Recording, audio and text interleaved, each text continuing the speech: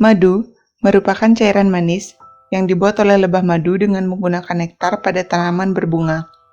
Terdapat sekitar 320 jenis madu yang berbeda dan memiliki ciri khas tersendiri pada warna, bau, dan rasa.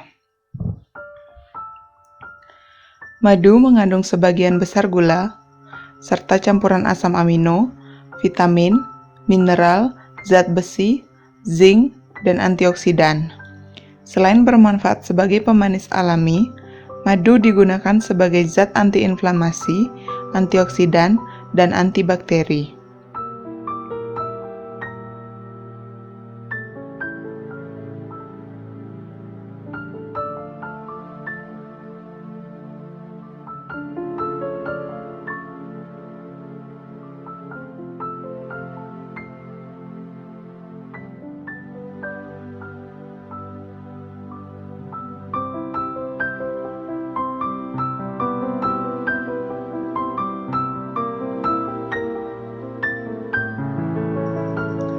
Lebah.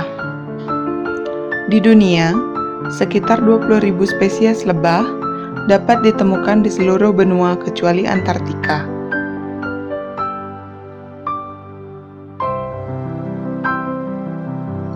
Lebah membuat sarangnya di atas bukit, di pohon kayu, maupun atap rumah dari propolis. Propolis adalah perekat dari getah pohon.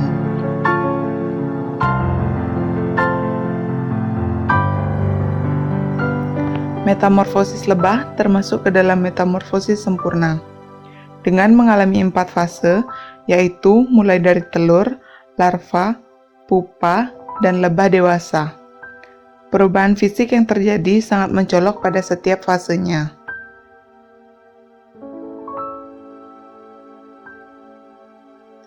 Umumnya, lebah adalah hewan yang hidup secara berkelompok.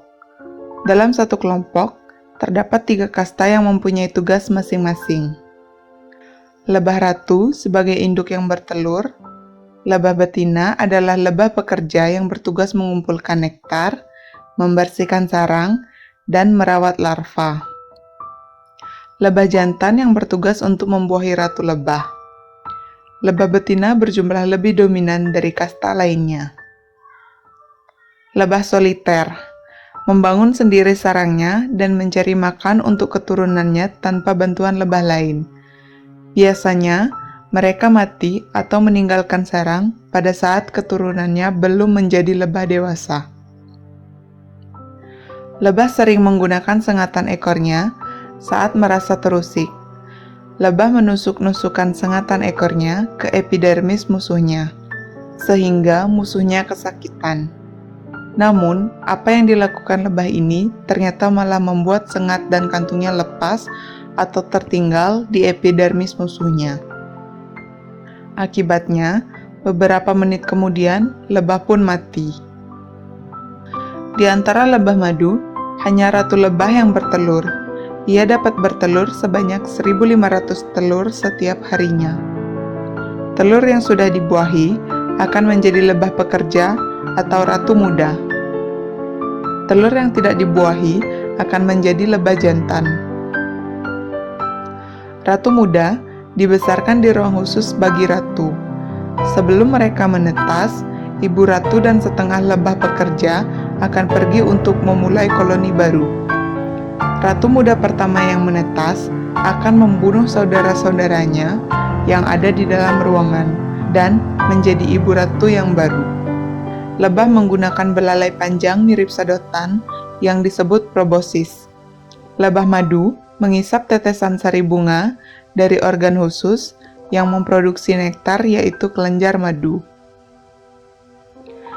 Ketika nektar masuk ke perut lebah madu, perut mereka mulai memecah gula kompleks dari nektar ke gula yang lebih sederhana dan tahan terhadap kristalisasi atau menjadi padat. Proses ini dinamakan inversi.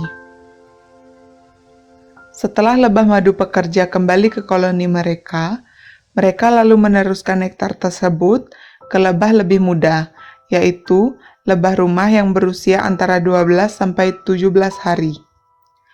Lebah rumah mengambil nektar dari koloni dan mengemasnya ke dalam sel-sel lilin madu berbentuk segi enam. Kemudian, mereka mengubah nektar menjadi madu dengan mengeringkannya menggunakan angin hangat dari kepakan sayap mereka. Ketika madu kering, mereka akan menutup sel-sel madu dengan lilin lebah seperti toples madu ukuran kecil. Saat musim dingin, ketika bunga telah selesai bermekaran dan tidak banyak nektar tersedia, lebah dapat membuka toples ini dan membagikan madu yang mereka simpan. Lebah di alam berfungsi penting sebagai serangga penyerbuk utama. Kesukaannya akan nektar dan serbuk sari membantu penyerbukan silang tumbuhan. Selain membantu penyerbukan, lebah juga memberikan banyak manfaat dari madu yang dihasilkannya. Dengan menjaga alam tetap asri, kita ikut menjaga ekosistem yang ada di dalamnya.